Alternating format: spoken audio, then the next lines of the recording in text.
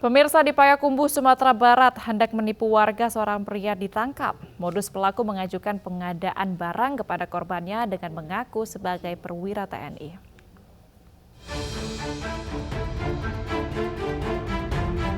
Tim Intel Kodim 030650 Kota Sumatera Barat mendatangi sebuah rumah di daerah Lampasi, Tiga Negari, Kota Payakumbuh, Sumatera Barat. Petugas menangkap seorang pria yang diketahui mengaku sebagai anggota TNI dan juga anggota Badan Intelijen Negara saat tengah mempromosikan barang dagangannya kepada pemilik rumah yang juga seorang dokter. Selain itu, petugas juga menggeledah mobil pelaku. Petugas mendapati sejumlah atribut TNI. Pelaku langsung digiring oleh petugas ke markas Koramil Payakumbuh untuk pemeriksaan. Modus operandi pelaku yakni menawarkan kerjasama untuk pengadaan barang dan untuk meyakinkan korban. Pelaku mengaku sebagai aparat. Yang pelaku ini sifatnya dia menjual nama TNI, kemudian mengaku dari BIN. Nah, kemudian informasi berkembang, dia mendatangi distributor, kemudian mengajak bersama bisnis yang lain, tetapi itu masih kita dalami. Intinya dia mengakui, kemudian kita temukan di situ juga dia membawa seragam TNI berupa situ training Kodam, dan mengaku dia dari BIN TNI, mengaku seorang perwira. Kemudian sebelum saya melakukan kegiatan ini bersama masyarakat, koordinasi dari anggota kami dari unit Intel Kodim, kemudian dan Intel juga ada di situ. Selanjutnya pelaku langsung diserahkan ke Mapolres Payakumbuh untuk menjalani pemeriksaan lebih lanjut. Mantan anggota polisi melakukan tindakan penipuan ratusan juta rupiah terhadap seorang wanita warga Tangerang, Banten. Dalam aksinya, pelaku mengaku sebagai perwira polisi berpangkat komisaris polisi yang berdinas di Polda Metro Jaya.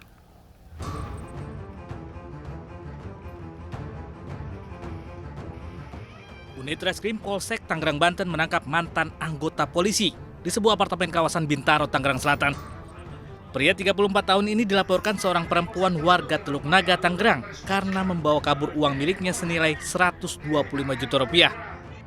Berdasarkan hasil pemeriksaan, pelaku menipu korban dengan mengaku sebagai anggota polisi berpangkat kompol yang berdinas di Polda Metro Jaya. Penipuan serupa juga pernah dilakukan pelaku pada tahun lalu. Menurut polisi, pelaku pernah menjadi anggota Polda Banten sebelum dipecat dengan tidak hormat karena meninggalkan dinas atau desersi. Bahwa dia itu hanya ngaku dia aja kan itu untuk meyakinkan si korban, ya, dengan janji akan membantu ngurusi perkara yang saat ini dia laporkan di Polres Jakarta Utara.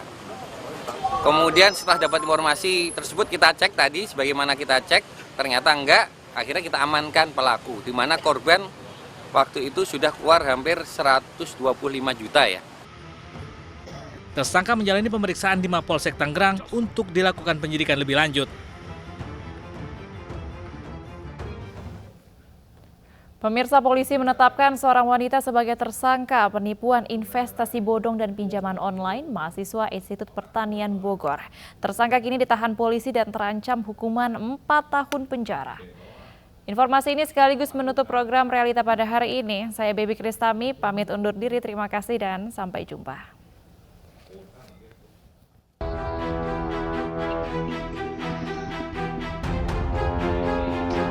Polisi akhirnya berhasil menangkap pelaku investasi bodong dengan korban ratusan mahasiswa IPB. Seorang wanita SAN pun ditangkap dan ditetapkan menjadi tersangka. SAN diduga menipu ratusan mahasiswa Institut Pertanian Bogor hingga merugi miliaran rupiah. Kini SAN ditahan dan terus diperiksa intensif polisi. Atas perbuatannya, tersangka terancam hukuman 4 tahun penjara. Sementara itu, polisi terus menyelidiki dugaan keterlibatan pihak lain yang turut membantu tersangka.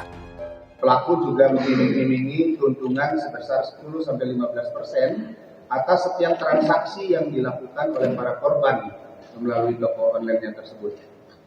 Selanjutnya, dari fakta hukum yang diperoleh oleh penyidik di dalam proses penyidikan, kami sudah menetapkan satu orang tersangka atas nama SAN dengan persangkaan pasal 372 dan 378. Sedikitnya 311 orang yang terdiri dari mahasiswa IPB dan masyarakat lainnya menjadi korban penipuan dengan modus pinjaman online. Kasus berawal saat pelaku menawarkan kerjasama dengan iming-iming bagi hasil sebesar 10%. Namun keuntungan diberikan dengan syarat korban harus mengajukan pinjaman online. Faktanya, korban tak pernah meraup untung. Para korban justru dihadapkan dengan tagihan pinjol hingga dari teror debt collector.